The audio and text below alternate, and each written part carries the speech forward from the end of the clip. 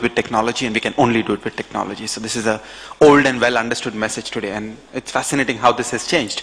As recently as the mid-90s, people used to think that ATMs are somehow dangerous, and people thought technology is somehow elitist. That period is over.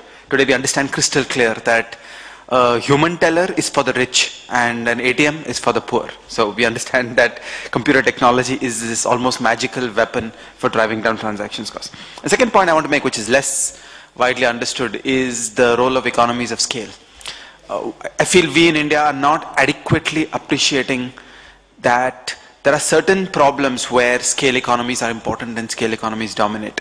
The best example is what has happened at the depository at NSDL, where over the years, as NSDL has built up scale, NSDL's prices have come down, and IT systems often contain these increasing returns to scale characteristics, that if you have many separate implementations of an information system versus a reduced number of larger implementations of an information system, then there are scale economies. Nandan Nilekani has coined a nice phrase, national information utilities, where his vision is that there should be a class of institutions and agencies who combine the competence and professionalism and capabilities of the private sector while still serving the public interest in some sense. And we need to ask ourselves, how do we capture these economies of scale in a market-led way? The point number 3 is that I think all of us are increasingly seeing that the way to make progress, the way to get things done, the way to get outreach, going out to a very large section of the population, is to harness the incentives of private firms and not to use government. The role of government is to build public goods. The role of government is to lay the basic regulatory and legal infrastructure.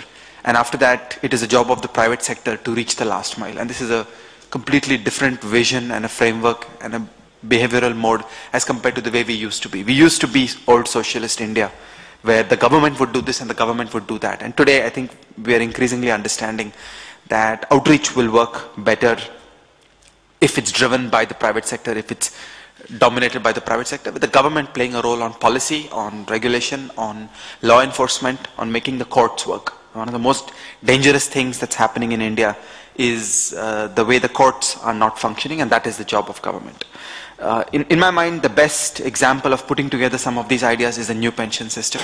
I'd like to bring all of us into a conversation of the new pension system. Designed in the late 90s, the new pension system combines all these concepts.